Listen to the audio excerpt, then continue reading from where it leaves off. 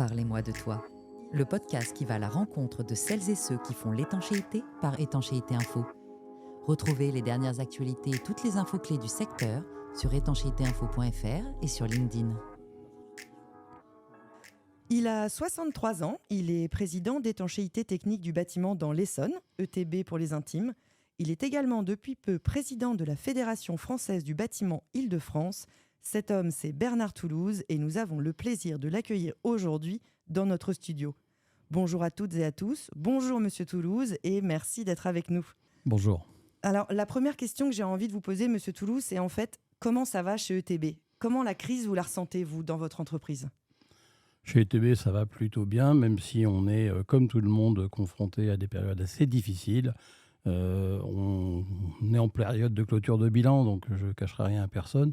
On sort des bilans qui sont quand même pas très jolis, ils sont positifs, mais on se demande des fois même un peu comment, parce que on subit les augmentations de matières premières, les augmentations qu'il a fait faire sur l'ensemble des salaires pour notre personnel, pour pouvoir conserver les personnes qu'on voulait garder avec nous.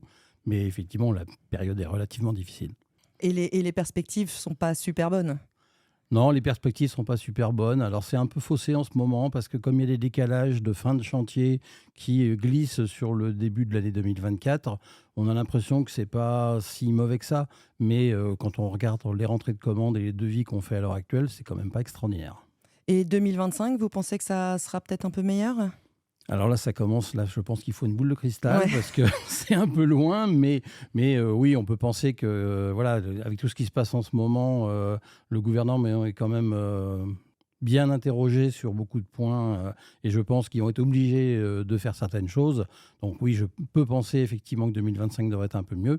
Le problème, c'est que pour nous, entreprises de corps d'État de finition, puisque l'étanchéité et le bardage, on vient après que le gros œuvre soit réalisé, les entreprises de gros œuvres souffrent énormément aujourd'hui. Donc ça veut dire que forcément, ça va se reporter sur nous. Oui, c'est un effet domino en fait. Exactement. C'est un chantier, c'est un gros mécano.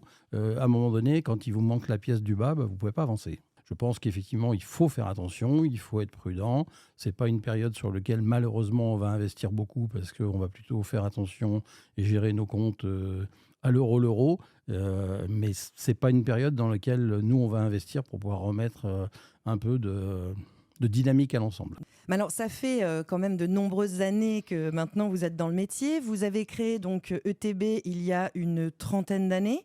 Mais qu'est-ce qui vous a mené dans l'étanchéité ? Parce que d'après ce que j'ai compris, le chemin n'était pas forcément tout tracé.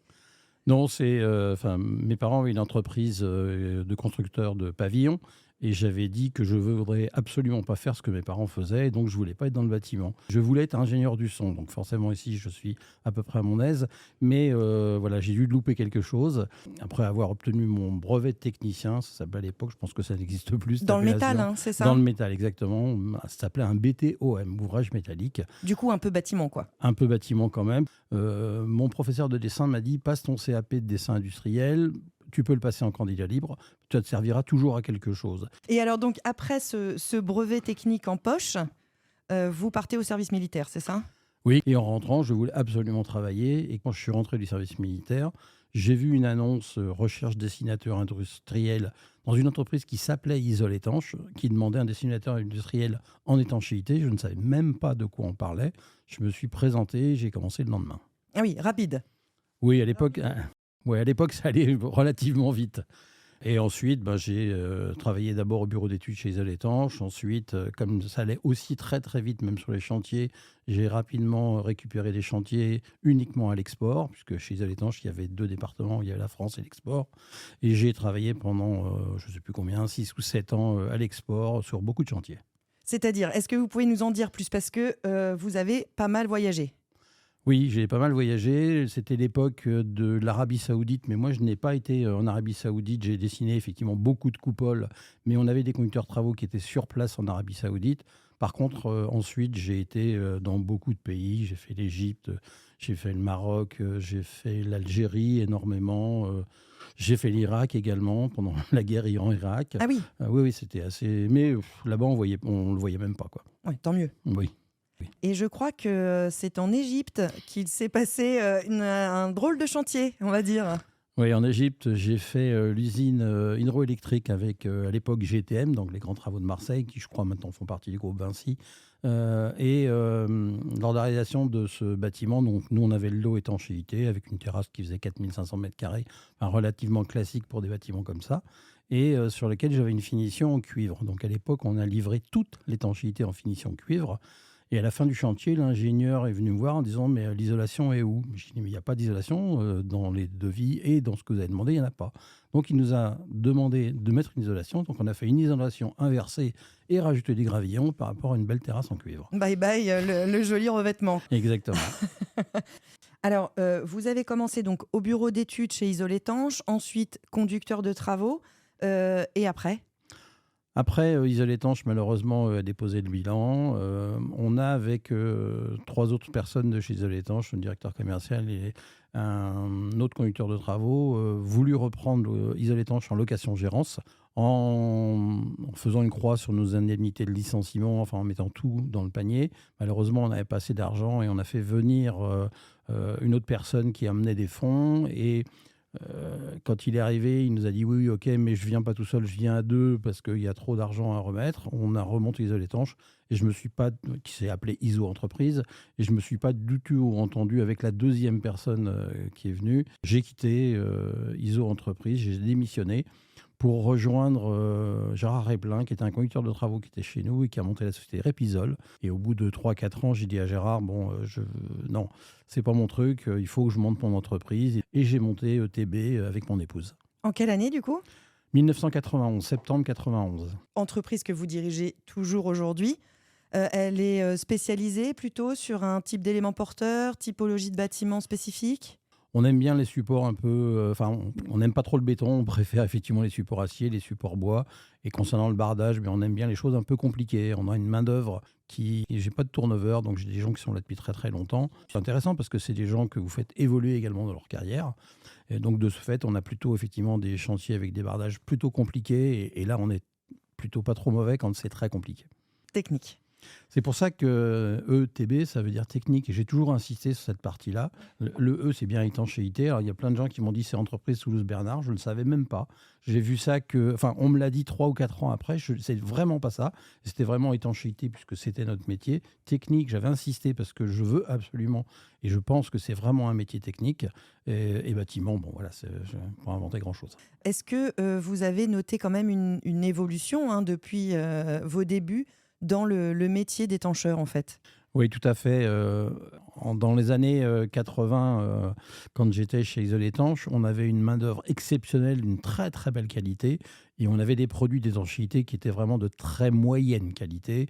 Et donc, quand on avait une très bonne main-d'œuvre et que c'était fait avec des produits moyens, on arrivait à un bon résultat. Je pense qu'aujourd'hui, on a énormément évolué sur les produits d'étanchéité. On a des gammes qui se sont complétées et qui vraiment, aujourd'hui, on a des produits de très bonne qualité.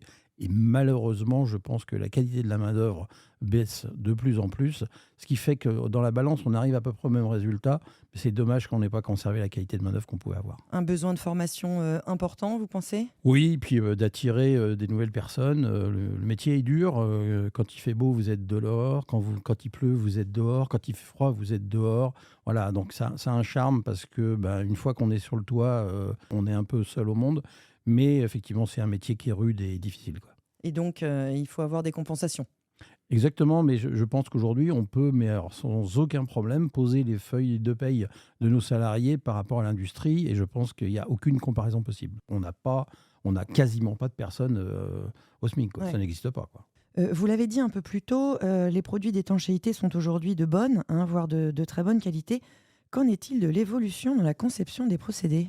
Je serais un peu moins optimiste sur les épaisseurs d'isolant qu'on est en train de mettre actuellement. À l'époque, on posait en 1980, on déposait du 40 ou du 60 mm. Aujourd'hui, on est parti avec des épaisseurs qui font plus de 200 mm. Mon père m'a dit un jour, vous êtes en train de fabriquer des cocottes minutes, et je pense qu'on va avoir d'autres soucis que nos épaisseurs d'isolant. C'est-à-dire cocottes minutes ? C'est pour ça que vous entendez parler maintenant de ventilation double flux, voilà. Et donc, vous migrez pas effectivement la vapeur d'eau à l'extérieur avec tous les produits qu'on peut rajouter, mais c'est pas très sain pour le bâtiment. Si on se projette un petit peu dans les 10 années à venir, par exemple, comment est-ce que vous envisagez le métier ? Bon, je pense qu'il va continuer à évoluer comme il est là. On s'est rendu compte des millions de mètres carrés de toitures terrasses qui pouvaient exister un peu partout et qui étaient avec un seul objectif, qui était celui à ce que ça ne fuit pas à l'intérieur. Aujourd'hui, on se rend compte des surfaces que ça peut faire. On est en train de végétaliser de plus en plus ces toitures terrasses, voire effectivement de pouvoir produire d'une façon ou d'une autre de l'énergie. Je pense que ça va évoluer dans ce sens-là, même si c'est relativement long. Quand on peut faire des économies sur l'ensemble du budget, c'est ces parties-là qui partent. C'est dommage parce que il n'y a pas que le côté visuel, il y a le côté environnemental. L'avenir est à l'usage de la toiture terrasse. Ah, je pense, oui, puisque on l'a appelée très longtemps la 5e façade. Oui, effectivement, elle existe. Donc, vous commencez à avoir dans Paris ou dans d'autres grandes villes des rooftops qui sont absolument magnifiques. Il faut s'en servir. Vous travaillez, vous, un peu justement sur des projets de végétalisation, de photovoltaïque en toiture ? Oui, bien sûr. Je pense qu'aucun étancheur aujourd'hui ne peut se permettre de faire autrement, puisque vous avez de la demande et donc il faut qu'on le fasse, quoi. Et est-ce que ça a nécessité une montée en compétences là, de vos salariés ? Quand on a une main-d'œuvre de qualité, pas plus que ça. Alors, il faut savoir qu'on va venir s'entourer de spécialistes pour des choses qu'on ne sait pas bien faire. Quand on fait du photovoltaïque, il est clair qu'il faut faire venir un professionnel. Ce n'est pas de notre métier et à un moment donné, bon à tout, bon à rien. Donc, il ne faut pas le faire, quoi. Une collaboration fructueuse entre lots. Exactement, tout à fait. Et il faut savoir à un moment dire qu'il y a des choses sur lesquelles on n'est pas compétent et il faut s'entourer de bons professionnels, de bons sous-traitants, peu importe. Ce qui est embêtant, c'est quand les lots sont scindés ou saucissonnés. Là, vous avez je ne sais pas qui arrive et qui vient intervenir sur l'étanchéité. Ils ne savent pas ce que c'est. Et c'est un produit quand même relativement fragile. C'est un produit qui est souple. Souvent, quand on a des soucis de fuite sur des zones un peu techniques comme ça, c'est des percements qui ont été refaits derrière. Et malheureusement, ça peut arriver et ça peut arriver à tout le monde, sauf qu'au lieu de dire je pense que là j'ai fait une bêtise, il y a un trou, et de prévenir tout de suite, ça ne se fait pas. Et nous, on découvre ça 6 mois, 8 mois après, avec des sinistres qui sont en dessous. Et bien sûr, c'est personne qui est responsable et c'est toujours les assurances des étancheurs qui prennent. Oui, avoir conscience des problématiques de chacun, le sujet n'est malheureusement pas nouveau. Merci beaucoup, Monsieur Toulouse, d'avoir été avec nous. Merci à toutes et à tous de nous avoir écoutés. Merci, au revoir. Et nous vous donnons rendez-vous très prochainement pour un nouvel épisode de Parlez-moi de toi. C'était Parlez-moi de toi, un podcast d'Étanchéité Info, le média dédié à l'étanchéité et l'isolation, à retrouver aussi sur étanchéitéinfo.fr et sur LinkedIn.